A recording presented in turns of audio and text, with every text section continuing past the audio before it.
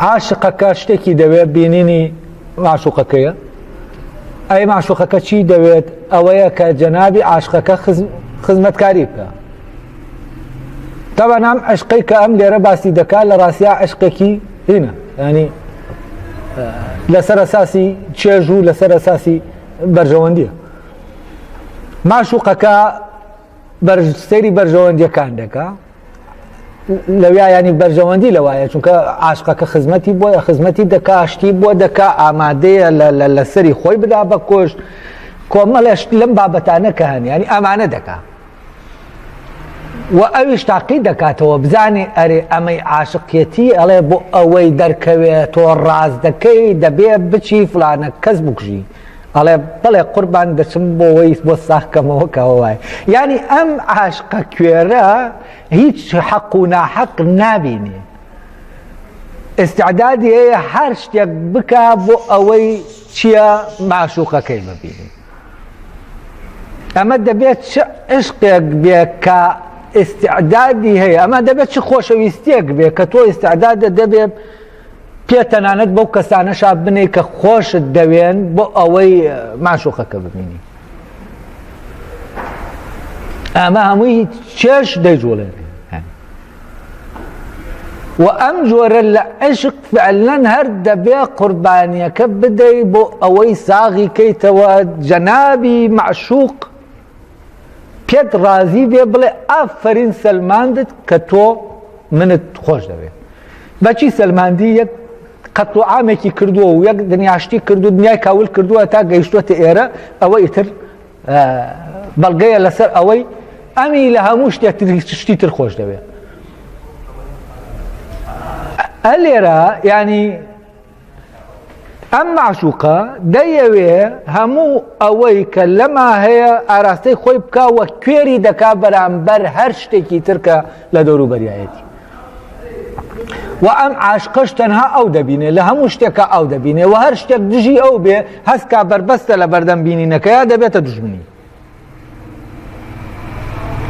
و حەز دەکا ئەگەر خۆیشی نەیەوێت ئەو عەرقەلەیە لا، ئەگەر باوکی بێ، ئەگەر دایکی بێ، ئەگەر هەر شتێکی تری بێت.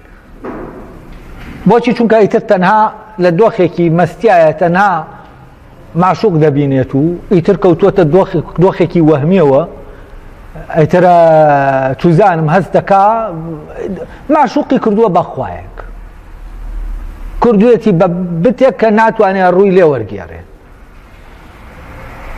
و ئەمە لێرە دەڵێ ناهاوتایی هەیە. ناهاوتاییەکە لەکوێیە؟ عاشق لە بەرامبەر بینینی جوانی معشوقە یا خۆشی بردن لە معشوق ئستعدادی تایە، ئستعدادی خزمەتی بکە، ببێتە خزمەتکاری. یعنی چی؟ یعنی کورە ببێتە پیاوکوش بۆی، ببێتە هەر شتێکی تر بۆی کە پێویست دەکات. و ئەویش دەبێ ئەمانە بکاتە ئەم عشقەکە بۆ ئەم بسەلمێنێ. ئەمە عشقە یا ڕق و تووڕەیی و چوزانم جەنگامە.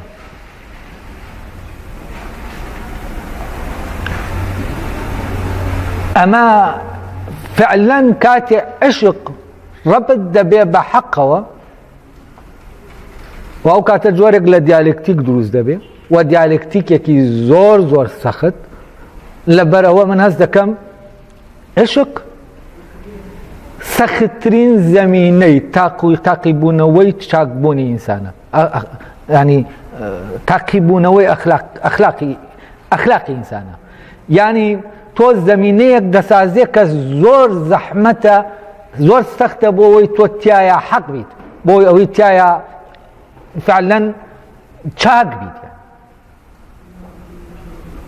و عشق دۆخێکی قسوای، ینی ئەو پەڕینی جەنگی ئارەزووە لەگەڵ چاکە. زۆر زۆر هێزێکی غەریب وە کوشندە لە ناوخۆتە، هێزێکی عەجایبی هەیە کە دەست دەنێتە بیناقاقەت. بەڵام ئەوەی کە ئەم ئارەزوانە دروستی دەکەن لە ڕاستیە وەهمیە. تۆ دەمری بەڵام بە مردنێکی وەهمی ئەگەر فعلەن دەست بەو حەقەوە بگری. و استعدادت نەبێ کە هیچ ناحەقیەک لە پێناو جەنابی معشوقا بکەیت.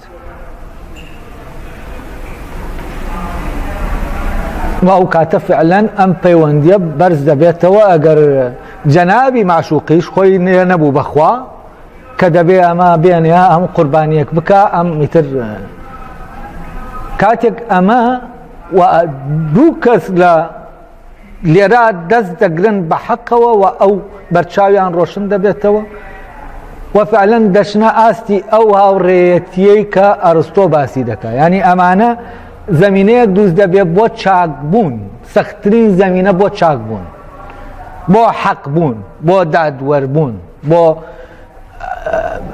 هەر شتێکی تر لەم فەزیلەتانە کە لە ناو ئینسانە.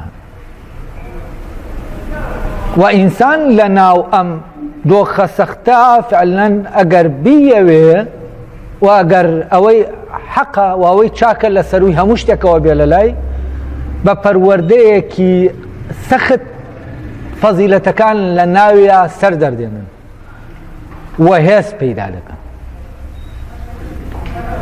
لەبەرەوە لەم ڕۆوە سەیریکەی عشق فعلەن هەم لە شوێنەکە یعنی خەتەرناکترین شتە و لە عینی کاتیشە باشترین زەمینەیە بۆ ئەوەی ئینسان بگات بەو ئارامی ڕاستەقینەی کە تەنها چاکە دەتوانێت بۆی فەراهەمکە لەناو. جا ئەم لێرە باسی عاشق و ماشوقەکە دەکا ئەوانەیان کە چاک نین، دانی لەناو ئەمە یعنی چاکە لەناو ئەوانە ئامانجەکە نییە وە خۆشی ئامانجەکەیە. ئەم عاشق و ماشوقە ڕێگاوایە ئەم بۆ بینینێکی ئەو ئستعدادی هەیە دار و پێ بەسەر دار و بەردابنی. بە لە کاتێک ئەمە وامە خۆ دواتر ئەم دوانە یەکتریش ببین ئەم بۆ هەمە نامێنێت و ئیتر تەنەوا دەزانن ئەمە گۆڕاون، ئەو وا دەزانێت ئەو گۆڕاوان وا دەزانێت ئەم گۆڕاوی چیش نەگۆڕاوە ئەوەی کە هەبوو وام بوو وەهمی ئارەزوەکان.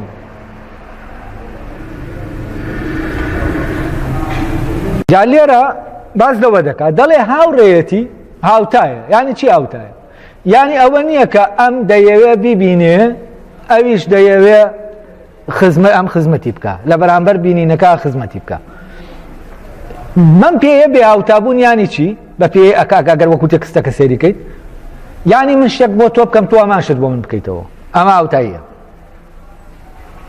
یعنی من ئەگەر لە شوێنێکە بە پارە فریای تۆ کەوتم تۆش بە پارە فریای من بکەوی. ئەگەر من لە فڵانە شوێنە مەوقیفەکەم ئاوا بوو بەرگریم لێ کردی تۆش من کەوتمە فڵانە شوێن بەرگریم لێ بکەیتەوە. ئەمە چییە؟ ئەمە هاوتاییە. بەڵام ئەم هاوتاییە بەڕاستی هاوتاییەکی دەرەکیە، یعنی پەیوەندی بە هاوڕێیەتیە دەگمەنەکەوە نییە ئەوەی کە شت بۆ یەکتر ناکەن.